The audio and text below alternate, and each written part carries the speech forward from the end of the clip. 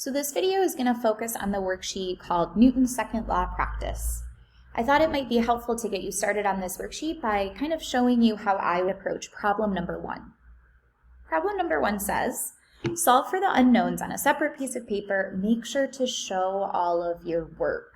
So I would like to model what showing all your work really looks like.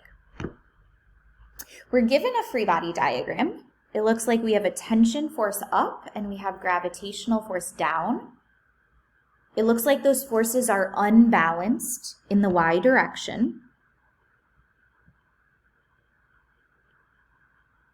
which automatically makes me think that in the y direction, there's got to be some non-zero acceleration. I'm noticing that all of this is really happening in the y direction, that in the x direction, it's really boring. There's no forces.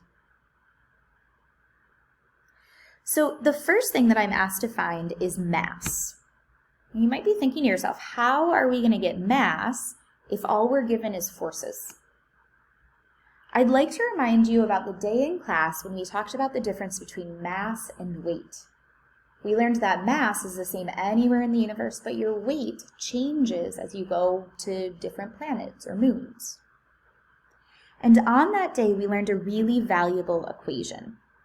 We learned that the weight of an object is equal to its mass times the acceleration due to gravity.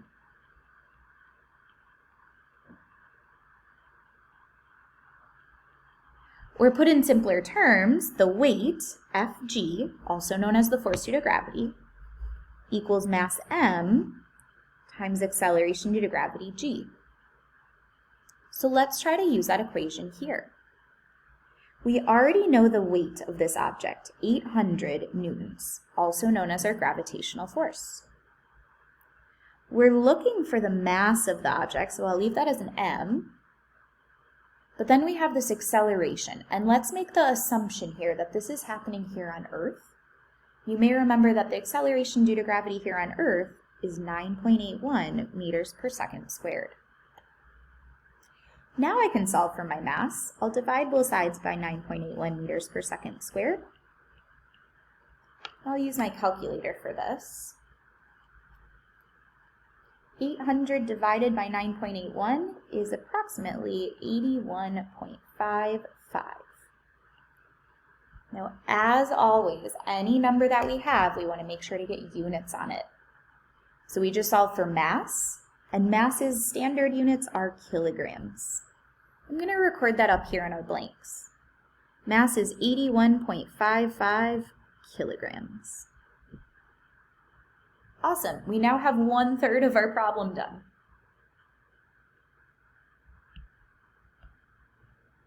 Next up, I'm asked to find the net force in the y direction. The net force in the y direction. Now, the net force is really just a way of capturing how balanced or unbalanced our forces are. And because we're working in the y direction, this is simply going to be the upward force minus the downward force. Or here, in this particular problem, our upward force is tension minus our downward force, the force due to gravity. I'll plug in some given values. 1200 for the force due to tension, 800 for the force due to gravity, and simplifying that out, I can see that our net force in the y direction turns out to be 400. As always, I need a unit on my answer. So I just solve for net force. My unit must be newtons. I'll record that up here in the blank, 400 newtons. By the way, if you ever get a negative net force, don't worry. That negative is just telling you that you're unbalanced in the down direction. Or if it were in the x direction, maybe you're unbalanced to the left. So don't ever worry if you get a negative net force. The last part of this problem is asking for the acceleration in the y direction. Well, this makes me think of Newton's second law. Newton's second law says F net equals ma. Of course, here we're only working in the y direction, so I'm going to add a little subscript that we mean f net y and may. Now a reminder that when I first approached this problem, I said that I expected a non-zero acceleration. So let's make sure that plays out.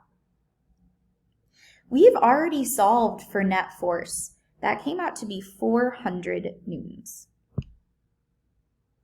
We've already solved for mass. That came out to be 81.55. And we are looking for acceleration in the y direction. I'm going to get my calculator for this one. Dividing each side by 81.55, getting that acceleration a alone. And in my calculator, 400 divided by 81.55 comes out to be 4.9. As always, we need to get some units on our answer.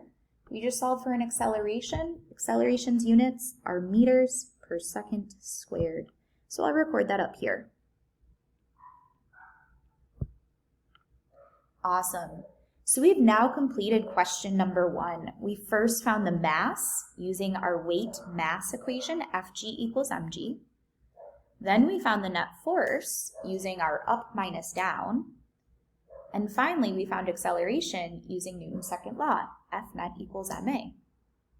You'll find as you go through this worksheet that the problems get a little bit tougher as you go. For example, number 3, you have to deal with both the x and the y direction. And there might be some hidden givens like balanced forces that will cause zero acceleration. You need to remember that part. You'll find, for example, in number 5, there's a lot of forces going on. You have to handle 2 directions. You have to handle finding the force due to gravity. I want you to think of this document as puzzles. You're trying to use your knowledge around mass and weight, as well as Newton's second law, to solve the puzzle. And just as with any puzzle, it's going to be frustrating at times. But I will tell you, there are solutions to all of these problems.